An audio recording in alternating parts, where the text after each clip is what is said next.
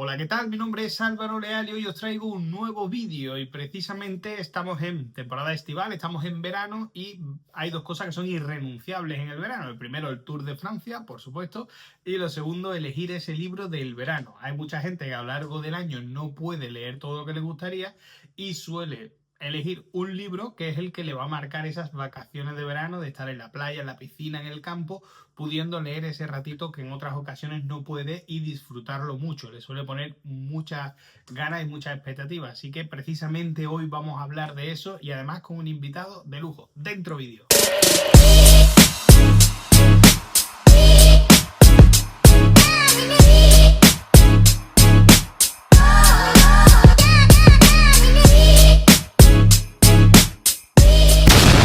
Bueno, Javier, ¿qué tal? Ya estamos aquí. Vamos a presentar un libro, ¿no? Un libro nuevo que ha sacado para este verano que se llama Amazonas, las reinas guerreras. Ahí está, sí. Como lo de Santiago Segura, ¿no? Con las camisetas. Se Exacto. ve perfectamente. Pues nada, lo primero es preguntarte, ya he dicho en la introducción, ¿no? Que el verano es la época perfecta para elegir ese libro que le vas a dedicar tiempo en las vacaciones y demás. Entonces, ¿de qué va este libro? ¿De qué va Amazonas? Pues Amazonas es una historia muy épica. De hecho, está basada en uno de los mitos más famosos de la mitología griega, como es el robo del cinturón de Hipólita, que la gente que conozca los trabajos de Heracles sabrá perfectamente qué historia es. Y creo que es perfecta para el verano precisamente porque además es un libro muy viajero y ahora en verano pues viajamos mucho y además tiene mucha aventura, mucha épica y unos personajes que yo creo que enamoran. De hecho, ya he empezado a recibir las primeras impresiones y han estado enamorando a los lectores, pero un montón. O sea, que creo que es perfecta la novela. Y bueno, tampoco puedo spoilear mucho porque la historia es bastante conocida y básicamente gira en torno al trabajo de Heracles de robar el cinturón de la reina Hipólita de las Amazonas, pero en vez de que el protagonista sea el propio Heracles, que es lo más habitual, lo que se ha hecho hasta ahora, pues yo lo que hago es, de nuevo, me voy a ese punto, eso que tanto me gusta en mis novelas, coger el punto de vista de esos personajes que nadie se acuerda de ellos, en este caso, las Amazonas. Cómo vivieron las Amazonas ese robo del cinturón de su reina y lo que ocurrió después como el posterior rapto de una de las Amazonas, a Antíope, y cómo se la llevó Teseo a Atenas y todo eso que ocurrió, pues desde el punto de vista tanto del personaje de Antíope como de su hermana Oritia, que son las dos auténticas protagonistas de la novela. Y además tiene mucha relación con la revisitación que se está haciendo, por ejemplo, en Disney ahora de las malas, ¿no? Y se está viendo desde el punto de vista de otra persona. Esto es lo mismo, ¿no? Es el cuento, digamos, es la mitología que no sabemos, que nos han contado siempre, verla desde otro punto de vista. De hecho, como decía, las protagonistas que son femeninas, ya no es la primera vez, sino que en tus libros pues ya ha tenido una presencia importante. Yo recuerdo cuando estudiaba la carrera, que está muy de moda, hace ya años, pero estaba muy de moda la historia de género, todavía sigue, sacándose muchos libros desde el punto de vista femenino de los acontecimientos, la Segunda Guerra Mundial, lo que sea. Entonces, ¿esta novela es una novela de género? Es decir, ¿está buscado el punto de vista femenino o simplemente ha salido natural? No, realmente tampoco era una intención, mi intención principal que la novela versara simplemente en el género de las protagonistas. De hecho, aunque he dicho que las dos protagonistas son las dos hermanas amazonas, en realidad hay un tercer, si no protagonista, prácticamente protagonista, que es uno mucho más famoso, es un varón y es Teseo, el rey de Atenas. O sea, los tres protagonistas principales son las dos amazonas y Teseo, porque también quería ver el punto de vista de los aqueos, antes de que se llamaran griegos. Y por tanto, no es realmente una novela que esté centrada en dar una imagen femenina de la historia. Lo que en realidad quería yo era dar el punto de vista de las Amazonas en torno a una historia que siempre se ha contado desde el punto de vista de los griegos y de los aqueos.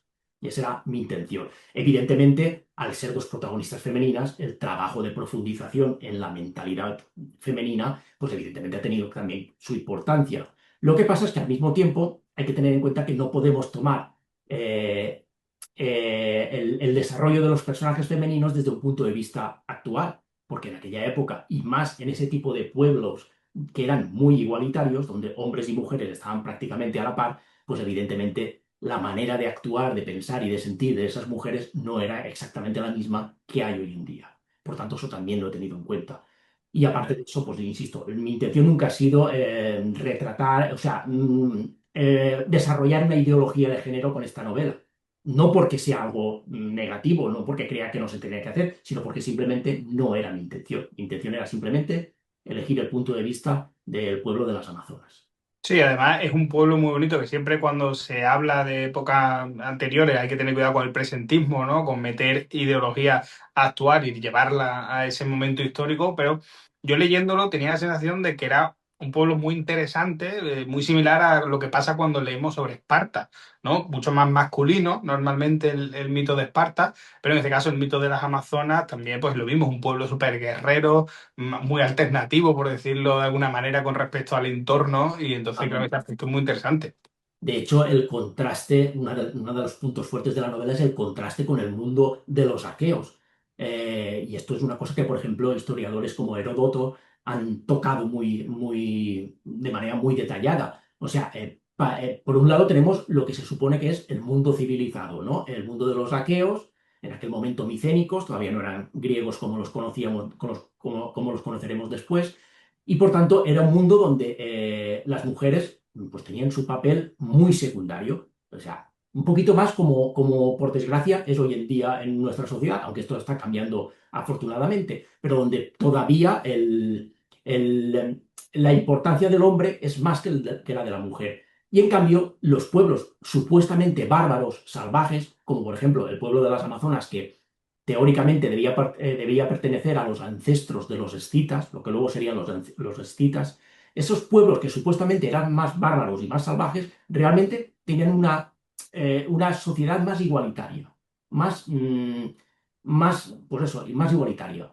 Y choca mucho, porque ese contraste entre lo que los aqueos consideraban civilización y lo que se encontraban en los pueblos bárbaros es un contraste muy fuerte que, de hecho, he intentado aprovechar mucho en la novela. Efectivamente, de hecho, cuando hay un vídeo que tengo yo pendiente de hacer en algún momento, que no es el tema, que es comparar la constitución espartana, la Gran Retra, la constitución espartana, que se suponía que era un pueblo totalmente bárbaro, y el papel y el rol que tenía la mujer en esa época, y la ateniense, por ejemplo, que era completamente distinto, ¿no? Las espartanas hacían deporte, eran las que mejor comían porque eran las que iban a criar los futuros Exacto. guerreros, etcétera. Entonces, en ese aspecto es verdad que rompe mucho la visión preconcebida que tenemos desde el presente. Y luego te quería comentar también una cosa, me ha llamado mucho la atención. El otro día reflexionando sobre el libro, pensaba que realmente no es una novela histórica, digo, pues, es más una novela mitológica, ¿no? De hecho, creo que has dado el salto ya de tratar temas históricos, como fue los primeros libros, allá temas mitológicos. Y siempre me acuerdo de una frase de Petrarca que decía, hablando de la Edad Media y del Renacimiento, ¿no? Decía que hubo y a lo mejor volverá un tiempo mejor, lo de en medio es basura. Tengo la sensación, a lo mejor acertado o no, que irnos a leer, irnos a que nos interese cada vez más ese tiempo pretérito, mucho más natural, de cabalgar, de montar en barco, de estar en contacto con la naturaleza, es también una manera de huir del mundo actual, ¿no? En el que estamos metidos con las pantallas y donde todo es Sí, mucho un más poquito sí, artificial, ¿no? un poquito sí. De hecho, es que yo siempre lo he dicho, es que yo no puedo entender la historia sin la mitología, sobre todo en épocas tan pretéritas como esta. O sea, ¿cómo vamos a entender el pueblo griego si no entendemos su mitología? Es absolutamente imposible. Por tanto, a mí estas novelas que dejan de lado la mitología, la religión de esos pueblos antiguos y se centran solo en ser totalmente realistas, en un contexto totalmente realista, a mí me choca mucho. Porque en aquel momento, los dioses griegos, los que había en aquel momento, que todavía no eran todo el panteón tal y como lo conocemos, pero aquellos griegos, aquellos dioses griegos, o aqueos, mejor dicho, eran reales para esa gente. Igual que para nosotros es real Jesucristo o Alá o las figuras religiosas que tenemos hoy en día. O sea, la mitología en aquella época no era mitología, era religión.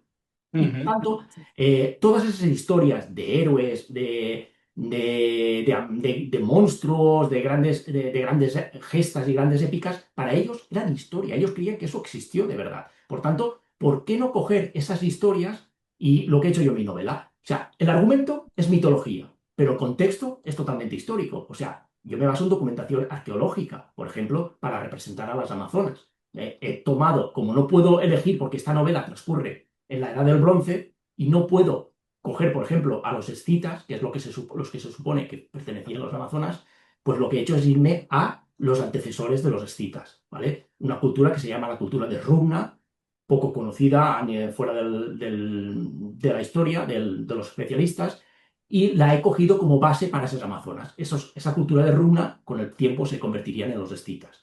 Y toda esa documentación, toda esa arqueología es completamente real, objetiva. Lo que pasa es que la trama es Un cuento, un mito, el mito del robo del cinturón de Hipólita. Por tanto, un poco hago lo mismo que hice en Lerna. Me cojo como argumento un mito, un cuento, porque no deja de ser un cuento, y le doy una pátina de contexto histórico totalmente fiel y por tanto yo lo considero una mezcla entre novela histórica y novela mitológica, como tú has dicho.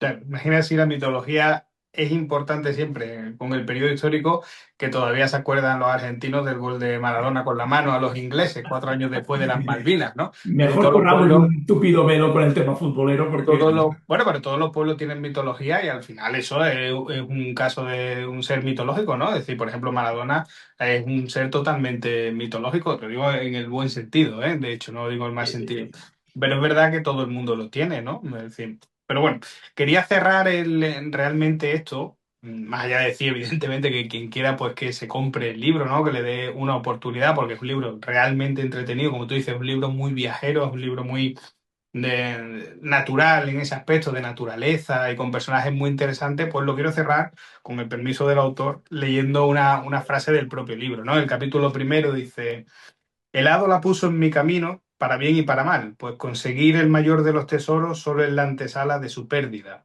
Esta primera historia que me dispongo a narrarte, viejo amigo, no es en realidad la mía, es la suya y la de su pueblo. Su pueblo, evidentemente, pues de las Amazonas. Así que nada, un saludo, Javier, y muchas gracias por pasarte por el canal. Un saludo para ti y para toda la gente que te sigue.